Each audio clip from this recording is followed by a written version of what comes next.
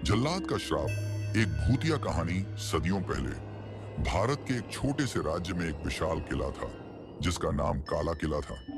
यह किला अपने कठोर न्याय के लिए जाना जाता था। इस किले में अपराधियों को सजा देने का एक खास स्थान था जिसे मौत का मंच कहा जाता था। इस मंच पर अपराधियों को फांसी दी जाती थी और इस कार्य को अंजाम देने वाला जल्लाद वीरनाथ था। वीरनाथ सिर्फ एक जल्लाद नहीं था, वह निर्दयी और क्रूर व्यक्ति था जो फांसी देते समय किसी भी प्रकार की दया नहीं दिखाता था। वह लोगों की चीखों का आनंद लेता था और कहता था, मेरा न्याय कभी गलत नहीं हो सकता। लेकिन उसे क्या पता था कि एक दिन उसकी ही मौत का कारण उसका अपना न्याय बनेगा। वीरनाथ पिछले 20 वर्षों से जल्लाद के रूप में कार्य कर रहा था। वह हर हफ्ते कई अपराधियों को फांसी पर चढ़ाता और राजा के आदेश का पालन करता। लेकिन उसकी निर्दयता इस हद तक बढ़ गई थी कि वह निर्दोष लोगों को भी सजा देने में झिझकता नहीं था।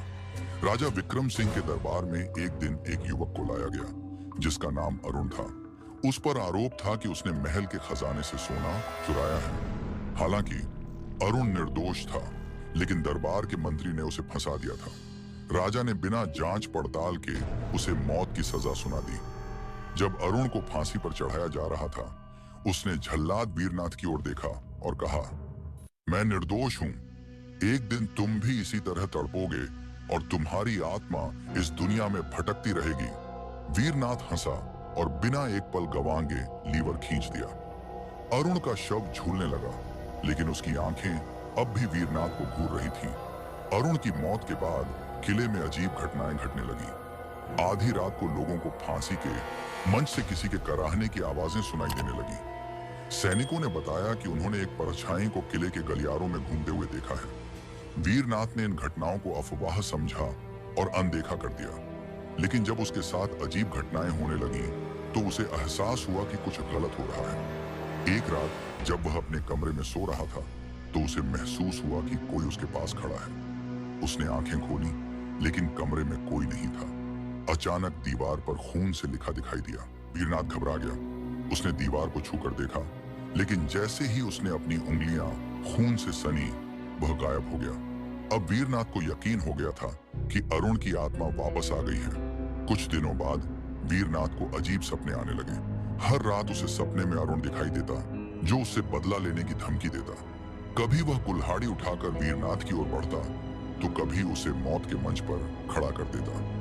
एक रात जब वीरनाथ अपने कमरे में सो रहा था तो उसे लगा कि कोई उसका गला दबा रहा है।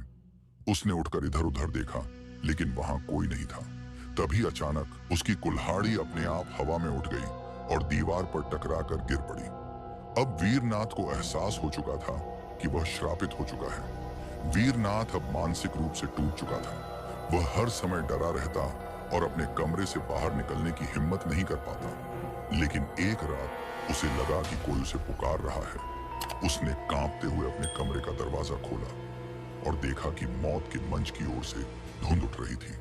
जैसे ही उसने आगे कदम बढ़ाया, उसे चारों ओर सफेद धुंध दिखाई देने लगी। अचानक अरुण की आत्मा प्रकट हुई। अरुण की आंखें जल रही थीं और उसका चेहरा विकृत था।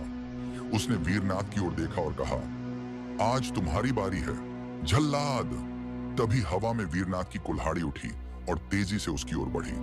वीरनाथ चीखने लगा, लेकिन उसके कदम जमे हुए थे।